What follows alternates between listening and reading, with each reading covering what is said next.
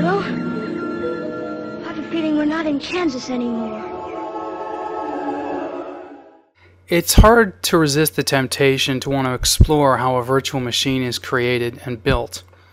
It's a whole other world, though.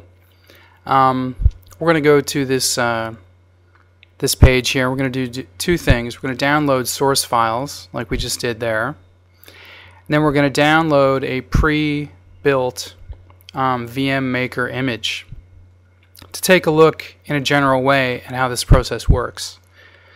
So there's our image. It does lack something. We have to go off to Squeak and get it a sources file. So we take a moment to do that.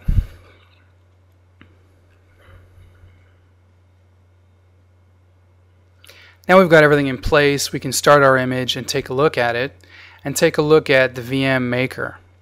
So we'll clear the pane at the bottom there of all its information. And the things we want to look at basically are two windows, path to platforms code and path to generated sources. There are two things to consider here. Platforms are platform specific C files, okay, and then the source comes and is generated in the image and creates a bunch of files are created by VMMaker. It's written in slang, a mixture of Smalltalk and C, and the files are watermarked, as you'll see in a moment.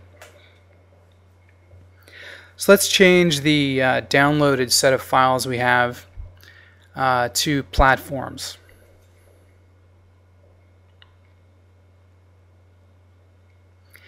And we'll put the path to that in path to platforms code,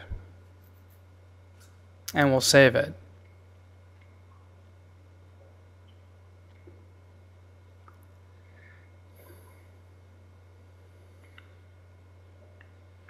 And the path to generated sources will be to a directory on the desktop called src, which doesn't exist, but which VMMaker will create. So we save that, and we see up in the corner there, VMMaker has made that directory.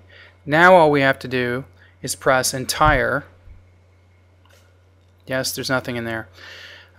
We press entire, and it will generate all the files required to build a virtual machine, to compile a virtual machine.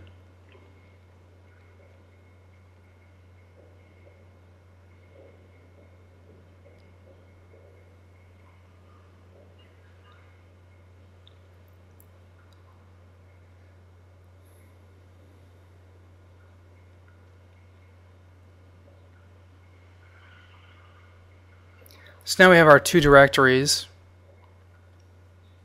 If we go into platforms and into Unix, we can see there's a directory called src, which is exactly the same as what we just created, because we didn't change anything in the image. We didn't do any hacking on the VM to create a different set of sources.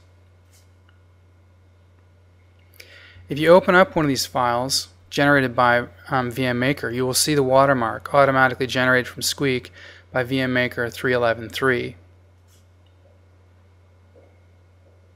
So these are a few details about the process of making a virtual machine for Squeak. You need to know about CMake, Makefile, C, Linux, and Smalltalk.